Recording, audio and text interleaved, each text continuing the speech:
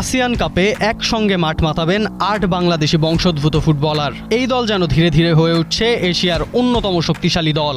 ভাবুন তো, বাংলাদেশের জার্সিতে একসঙ্গে মাঠে নামছেন Hamza Chowdhury, Samit Shome, Adam Abbas, Zidane Yousuf, Farhan Ali Wahid, Ronan Sullivan, Yousuf Ahmed ও ট্রেভর ইসলাম। বাংলাদেশকে ফুটবলে হারাতে হলে এবার মোকাবেলা করতে হবে হামজা, অ্যাডাম আব্বাস কিংবা ফারহানদের রক্তচক্ষু।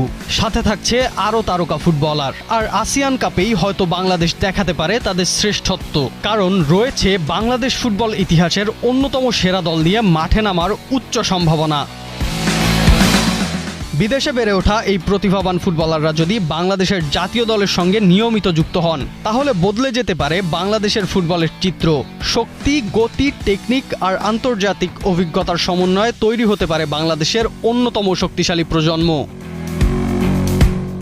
মাঝমাঠের নেতৃত্বে থাকবেন হামজা চৌধুরী। ডিফেন্সিভ মিডফিল্ড থেকে প্রতিপক্ষের আক্রমণ থামানো, বল রিকভার করা এবং পুরো মাঝমাঠ নিয়ন্ত্রণে গুরুত্বপূর্ণ ভূমিকা রাখতে পারেন হামজা। তার সাথে সমিত সোম থাকলে বাংলাদেশের মিডফিল্ডে আসতে পারে আরও বেশি ভারসাম্য। পাসিং, বল কন্ট্রোল ও আক্রমণ তৈরিতে সমিত সোম হতে পারেন গুরুত্বপূর্ণ অস্ত্র।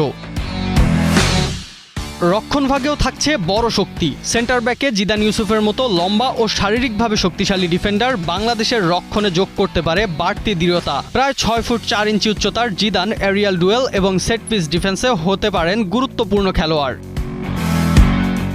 আক্রমণ ভাগে থাকছে আরও বড় চমক। ডান প্রান্তে অ্যাডাম আব্বাসের গতি ও আক্রমণাত্মক ফুটবল চাপ তৈরি করতে পারে প্রতিপক্ষের ডিফেন্সে। আর বাম প্রান্তে ফারহান আলী ওয়াহিদ থাকলে দুই উইং থেকেই বাংলাদেশ পেতে পারে সৃজনশীলতা ও গোলের সুযোগ তৈরির ক্ষমতা। এর সঙ্গে রোনান সুলিভান, ইউসুফ আহমেদ ও ট্রেভর ইসলাম হতে পারেন দলের গুরুত্বপূর্ণ বিকল্প। ফলে শুধু একাদশ নয়, বেঞ্চ থেকেও বাংলাদেশ পেতে পারে বাড়তি শক্তি।